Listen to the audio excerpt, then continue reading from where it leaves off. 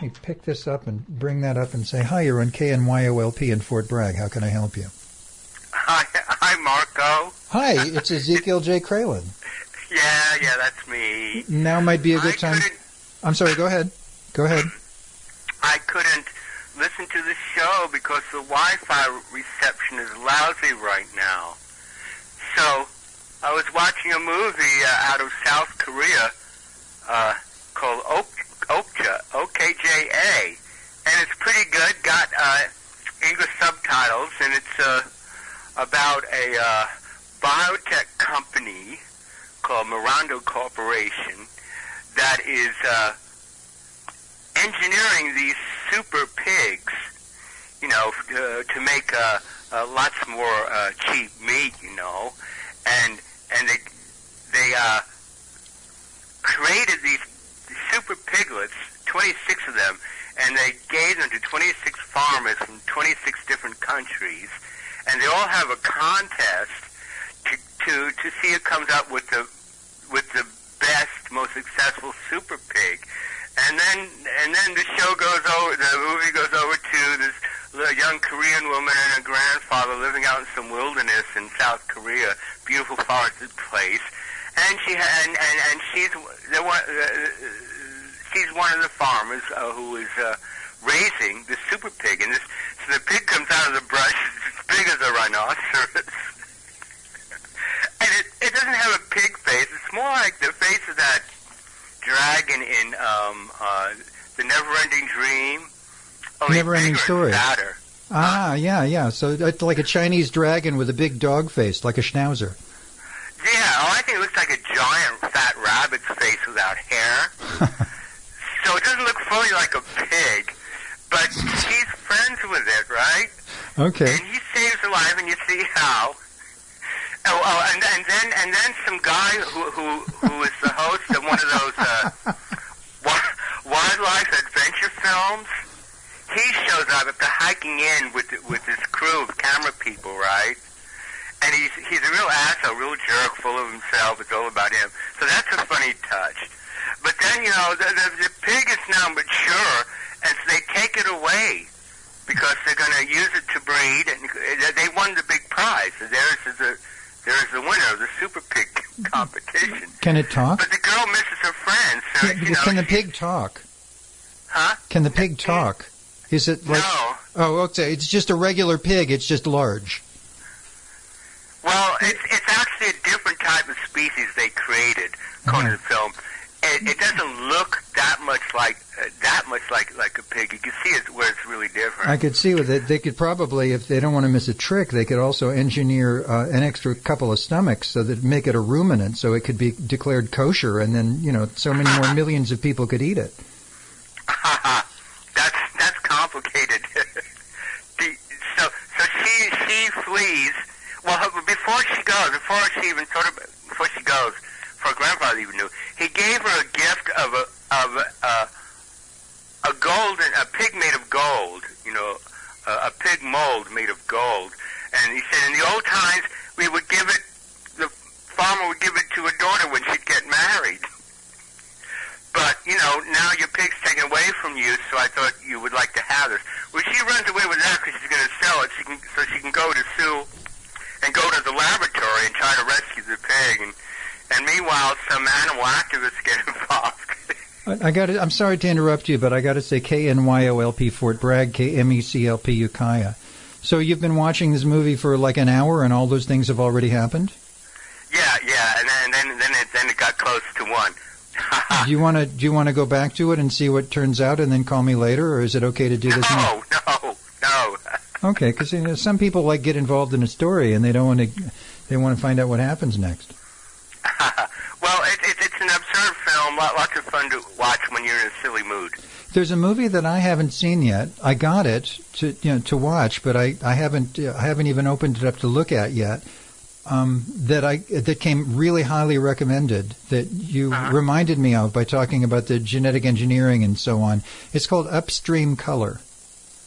It's a creepy. I understand it's a creepy sort of science fiction-y telepathy, sort of psychic rubber band between people film about something that happened that was released into the river and affects the people downstream. Yes, it's quite good. I saw it. Okay, well, I'm going to look forward to seeing that. But this isn't that. This is about pigs. Yeah. Are you a fan of anime? Do you like the Hayao Miyazaki films, the Studio Ghibli films? I like the Ghibli films, but to me they're not typical anime. They're just animated. I don't like I got anime. it. Yeah. And you? Yes, I like those films. You like? Well, I like anime. I like what you're thinking of or what you're describing as anime too. But the Studio Ghibli films just knock my socks off, and I of course have seen them all. I'm thinking of the giant boars in the woods in Princess Mononoke. Was it something like that? Yes, I can't remember the titles either. But yes, I think that's 4 of the Studio Ghibli films. Well, they're all good except for my neighbors, the Yamadas. That one is it's weak and thin and not the regular style. It's more stylized and kind of like a 1950s cartoon that was off the side of what the company was meant to do. Maybe they were influenced too much by Disney. Possibly. Well, they called Miyazaki the Japanese Walt Disney, but I think it's the other way around. I think Walt Disney is like the American Miyazaki. His films are just... Yeah, they did. Well, Disney did work in collaboration with so that rich. company. Well, Disney bought all those films to distribute in America. They use Hollywood actors and actresses to dub in the English voices if you get the English dubbed version and not the proper one that has the subtitles. I love watching movies with subtitles, even if they're speaking in English. I love the subtitles because they sometimes wander off from what's going on the screen, and it's nice to kind of compare them. You get a little cognitive dissonance involved in the enjoyment of the flick. Do you have a story to read tonight? Oh yes, I do. Do you mind doing it? I would love to. Okay, well let's do that now then. All right. It's called Birthday Magic. A true tale from the Castro. Eat your heart out, Armistead. Erudite reader, many other great incidents have occurred to me during my birthday month, such as described in my recent piece called Booty. It is now only the 18th, so stay tuned for further revelations in articles upcoming, for the Great Spirit celebrates my birth all month long. It was the last week of June, my birthday, July 1, was coming up, and I had the perfect bone mote to fling at Larkin. So of course I hoped he'd provide me with just that opportunity on my special day. For he has done this so many times before, whenever I had a rockin' line to deliver. Being highly telepathic, he knows exactly when to appear before me, while acting like it's just coincidence. Yet by the same token, he sets me up to believe it's not going to happen each and every time. So on the morning of July 1st, I went for my usual breakfast at the Posh Bagel, located in the Embarcadero, my habit for the past 3 months. They charge $1 less for an everything whole wheat bagel with double avocado and a small coffee than the other 2 Posh Bagels in San Francisco. Plus, they provide excellent Wi-Fi. Normally, I spend an additional 1 or 2 hours strolling the waterfront before proceeding to Martha and Brothers Coffee House, located at Irving and Fifth Avenue. I take the N. Judah Underground to get there. But as I departed from the bagel shop, a little birdie told me, "Go back to the Castro, even though it's out of your way. Larkin will be there, so you can deliver your latest repartee." I figured at first that this is no more than wishful thinking, so I embarked upon the N. Judah without further ado. So by the time the light rail reached Van Ness Station, I felt suddenly compelled to step out and catch the next train to the Castro, and exited at Church Street, seeing as the walk would do me good. When I finally crossed Noe Street, Larkin came up from behind and rapidly hoofed 20 feet ahead before slowing down his pace. Realizing my opportunity had indeed arrived, I hollered, "Now there's someone who isn't going to wish me a happy birthday." Then I paused before adding, he who loves me more than anyone else. As we both marched forward, my scandalous salamander looked back twice, with neither a frown nor a smile. I likewise, looking at him through dark dollar store shades. I followed him another half block before he turned down Castro Street, and I departed underground at the Castro station, where I rode the rails back to Van Ness and hopped on the Enjuta in the other direction. Next day I was quite bummed out for several hours due to my new status with Medi-Cal, which so deemed that my monthly share of cost will jump from $0 to $518, starting on my birthday, ironically enough, when I turned 65. Plus, that morning I realized another $22 would be deducted from my monthly stipend of $1,243 to pay for Medicare Part D, thanks to Medi-Cal bumping up my status, thus no longer covering that fee. How am I going to survive, I worried as I puffed on a Fortuna Red 100 on my walk towards the coffee house 2 blocks away. I will probably go blind and homeless if I don't take my life first. I shuddered in the chill fog and did my best to keep from breaking down in panic as I entered Martha and Brothers, pretending to the baristas who asked how my day's going by telling them, "Oh, just great," before I settled down at a table and booted up my HP Elite Book 2530P.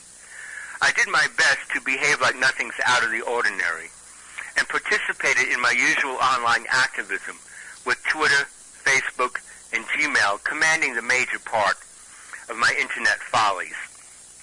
I was proud of myself for posting humorous tweets and vital gay news articles to Facebook and my e-friends, in spite of my crisis, before departing 2 hours later to return Hovel.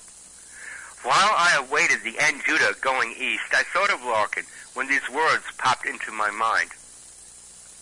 The secret society that you believe exists that you don't yet know what they call themselves is actually an organization you proposed back in 1997 and named the Blue Rose Militia, the world's first and still only gay militia. With that realization, my heart grew light, and I further understood that Larkin showing up on my birthday so I can deliver my funny repartee was his way of letting me know he's got my back, and that I really shouldn't worry about Medi-Cal or going blind or homeless. Usually when he appears to receive my fresh-off-the-presses wisecrack, I see him ahead of me, either across the street or further up the sidewalk. But this time around, he sneaked up from behind, as if to affirm that this is not my imagination, but genuine telepathy. I should note here, granular reader, that my declaration of this militia arose directly from President Bill Clinton's passage of Defense of Marriage Act and Don't Ask, Don't Tell.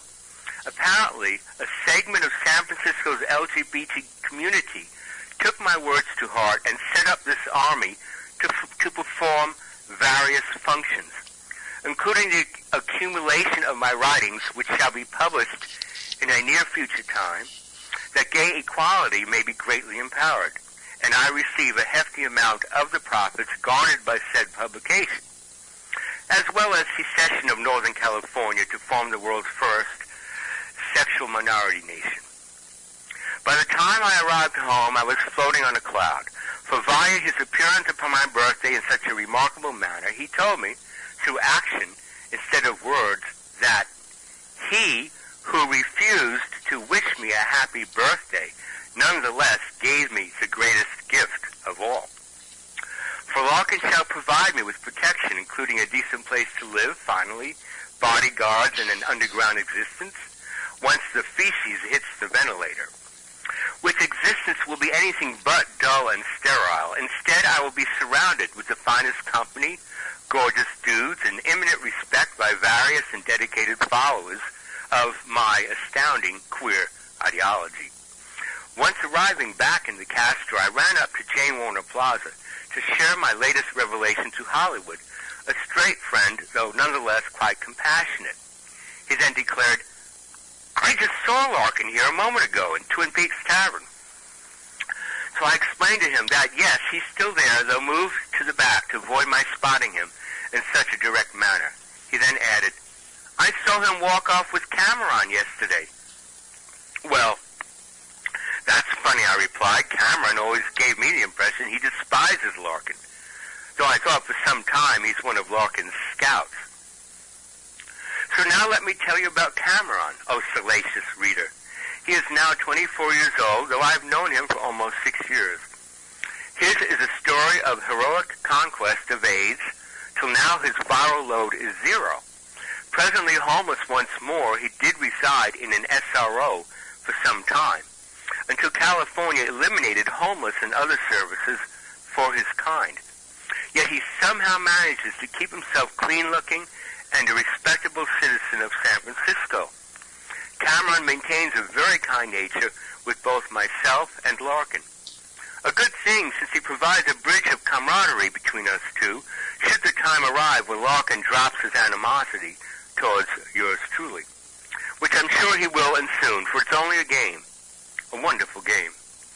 Cameron is the same height as Larkin, 6'4", with the most trim and gorgeous stature, including a bodacious and ridiculously ample wanger, so ready to provide me with oral gratification.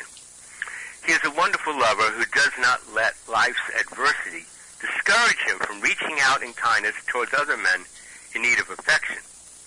One night he boinked me up the ass so sweetly while jacking me off I often daydream about that seraphic interlude. Hazel eyes, dark shiny brown hair, and a rockin' butt even the angels would envy complete his picture. He is also the cousin of Zach, a Hurricane Katrina refugee who's found a home in San Francisco's not-so-mean streets, as well as kind friendship with this vagabond queer soul. He is great company, and sometimes we sleep beside each other with our clothes on, shooting the bull about this and that, and laughing over our misadventures before drifting into slumber. The following 2 postcards were sent out to Larkin on July 7th. Now, it's just a tourist postcard I use of San Francisco, and on the front, I printed out something on a piece of paper, cut it out, and taped it. And there's also a little couple of Scooby-Doo images. Larkin is nuts about Scooby-Doo, right?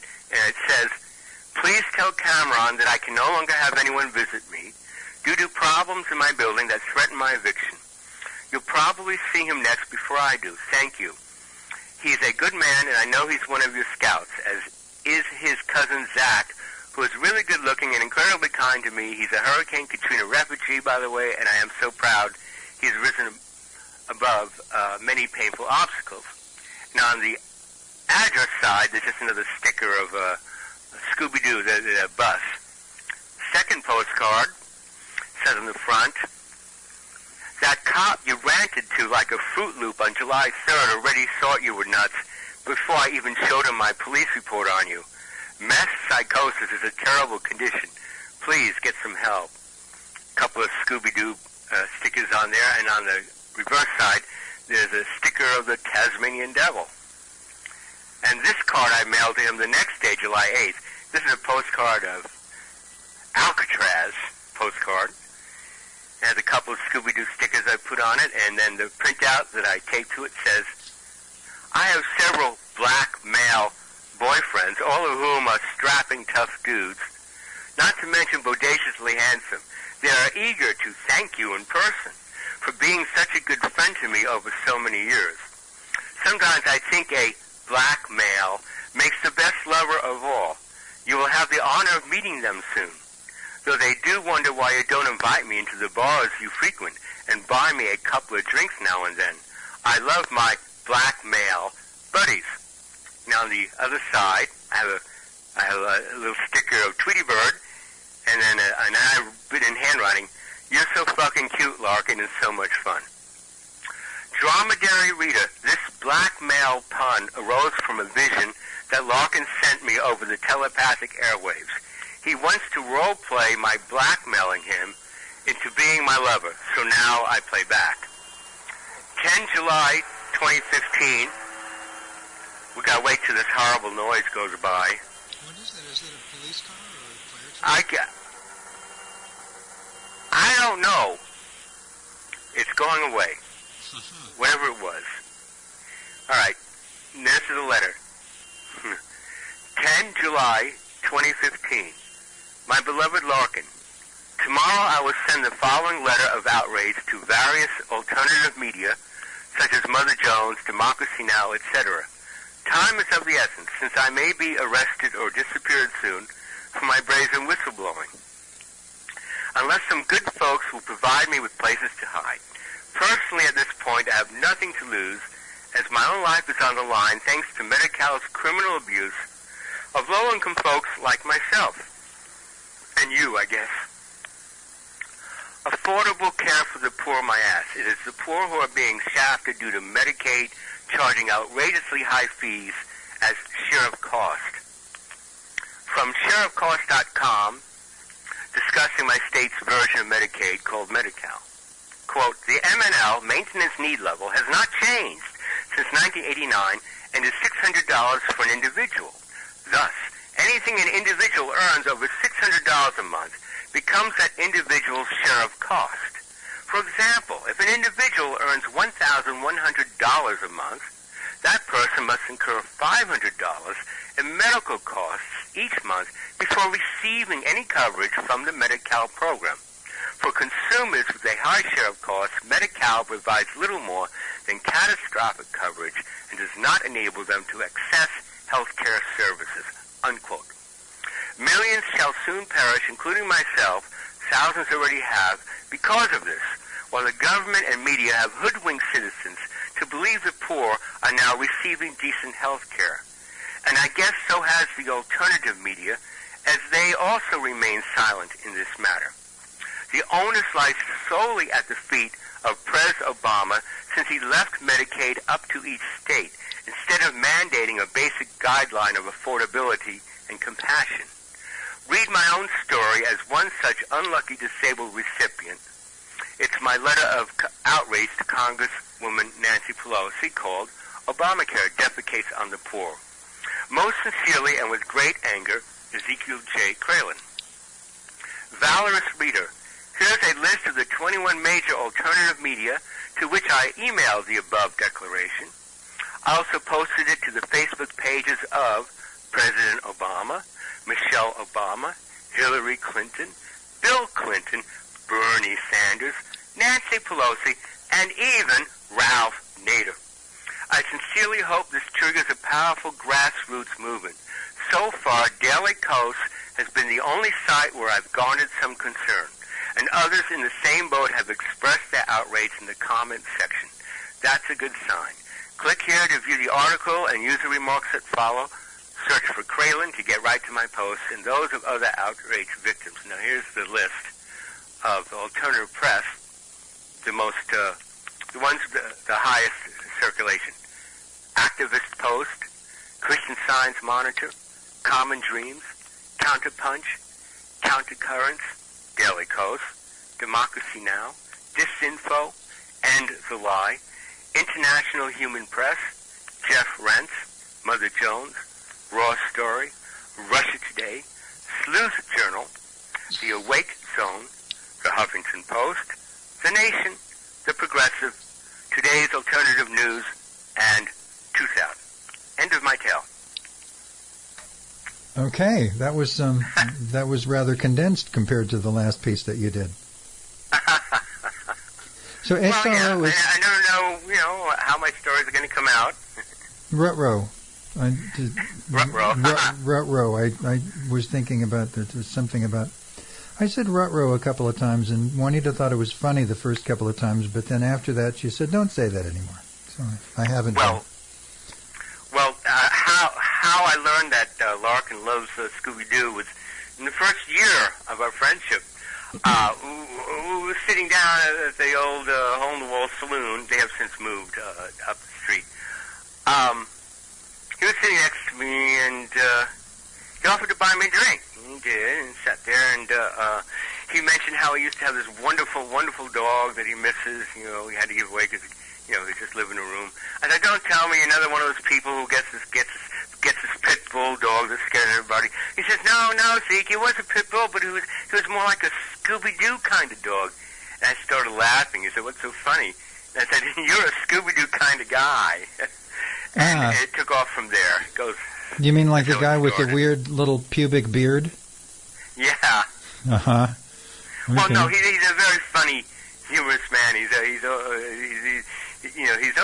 quite a trickster, and a lot of people don't get him. You said something that stuck in my mind. I'm curious. When you say SRO, you mean a kind of apartment? Does that mean single room occupancy? Right. Ah, okay. It's not an apartment. It's just a room. Is that the kind of place that you live in? Yeah. I don't know why, if unless something is wrong with the router that they've got in the coffee shop downstairs and across the street from where you live, why the internet service would fade in and out, unless they're deliberately turning it down or turning it off when they go I home don't for know. the That's night. just the way. It's not even one bar right now. It's nothing. Uh-huh. And it was only on 2 bars for most of the night. I managed to get you in for like a minute here, a minute there. Oh. You know, I heard that guy who was doing the Bitcoin app was on. He had a You great like voice. him? Yeah, you wrote that you like him. Yeah, very enthusiastic voice. But I only heard him for like 30 seconds. I just gave up. All right, listen to the recording. Wait till tomorrow night. Download the recording and listen to whatever you want to listen. Skip past the parts that bore or disturb you. Oh, sure, that's fine. But I usually listen. I manage to listen to at least 4 hours. Sometimes I skip the first hour. Okay. That's all local stuff, but it's still very interesting. Okay. It's a whole 6 hours, you know. I break it up into two or three sometimes nights. it's more than that. Sometimes it's considerably more than that. Thank you for calling. Thank you for reading your story. I'm going to be in. It's been a real pleasure, as usual. Pretty sure I'll be in Fort Bragg in a couple of weeks, but I'm going to be away next week. So if you just send me whatever you want me to read, I'll read it from Juanita's house when I do it from there next week. Sounds like a winner. Looking forward to it. Thanks again. Okay. Ezekiel J. Later. Kralin. Bye-bye. Bye.